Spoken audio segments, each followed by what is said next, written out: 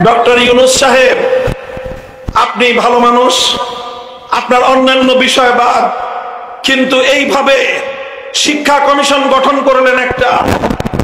শিক্ষা কমিশনের ব্যাপারে আমরা কথা বলছি কয়েকদিন ধরে, আমাদের স্বাভাবিক কথাগুলো মনে হচ্ছে আপনাদের কান দিয়ে ঢুকছে না।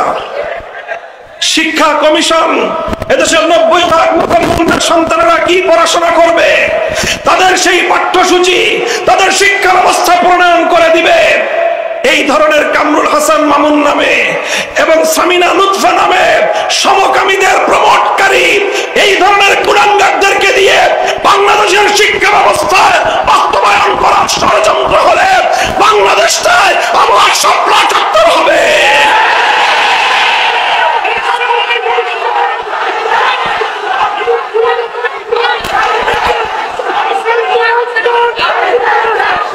এদেরকে বাদ দিয়ে চিহ্নিত ইসলাম বিদ্বেষীদেরকে শিক্ষা কমিশন থেকে বাদ দিতে হবে। এদেশের পরিচিত ইসলামী শিক্ষাবিদদেরকে দিয়ে নতুন করে শিক্ষা কমিশন গঠন করতে হবে। ওই শিক্ষা কমিশন, বিতর্কিত শিক্ষা কমিশন এদেশের ইসলাম প্রিয় আলেম সমাজ মানে না, মানতে পারে না। এগুলো আমাদের গুরুত্বপূর্ণ এজেন্ডা। 1 নম্বর শিক্ষা কমিশন, আর একটা হলো মানবতা বিরোধী অপরাধের নামে, অপরাধের মধ্যে সংস্কারের নামে কোরআন বিরোধী, ইসলাম বিরোধী, ইসলামী সভ্যতা সংস্কৃতি বিরোধী, বাংলাদেশের হাজার বছরের ঐতিহ্য এবং চিন্তা চেতনা পরিপন্থী যেই সকল ধারাগুলো সংস্কার করে অন্তর্ভুক্ত করবার প্রস্তাবনা করা হয়েছে, ভালোয় ভালোয় বলতেছি, কথা শুনেন, যদি এগুলো অন্তর্ভুক্ত করাই হয় শেষ পর্যন্ত, যদি এগুলোকে বাদ না দেওয়া হয়, এদেশের আলেম সমাজ জীবন মরণের পরোয়া করবার সময় পাবে না।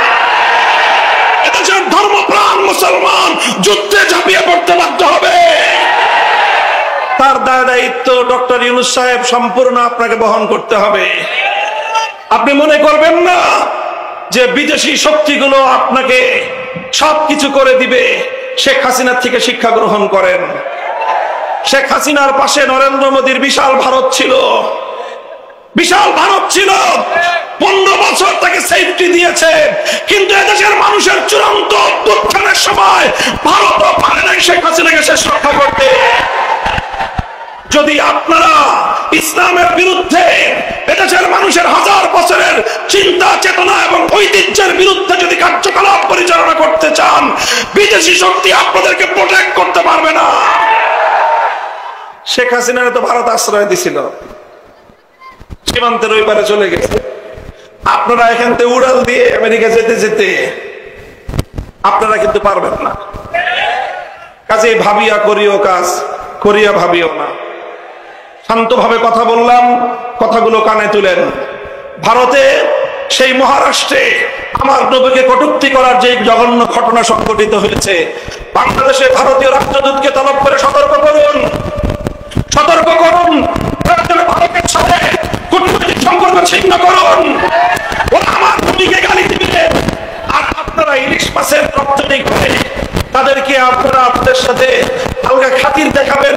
এদেশের মানুষ সেটাকে ভালো চোখে দেখে না। আল্লাহ এদেশের যেই জমিনের মানুষ আল্লাহর নবীর ইজ্জতের প্রশ্নে রক্ত দিবে, জীবন দিবে, তারা যে কোনো ত্যাগের কোরবানি স্বীকার করতে প্রস্তুত রয়েছে। সর্বশেষ কথা, যদি আমরা সত্যিকার অর্থেই ভিত্তিক করতে চাই, বৈষম্যহীন সমাজ আল্লাহর জমিনে মানব রচিত তন্ত্রমন্ত্র দিয়ে সেটা সম্ভব হবে না। পূর্ণাঙ্গ ইনসাফ ভিত্তিক বৈষম্যহীন সমাজ গড়তে চাইলে এই জমিনে আল্লাহ প্রদত্ত রাজনৈতিক বন্দোবস্ত, খেলাফতের রাজনীতি বাস্তবায়ন করতে হবে। আমরা আল্লাহর প্রতিনিধি বাস্তবায়ন করে, আল্লাহর প্রতিনিধিত্ব বাস্তবায়ন করে খলিফার মাধ্যমে ইনশাআল্লাহ আবার নতুন দিনের ইসলামের ঝান্ডা উঠবে ইনশাআল্লাহ। খেলাফত বাস্তবায়নের সেই সংগ্রামে আপনারা সাথে থাকবেন তো ইনশাআল্লাহ? ইনশাআল্লাহ। এই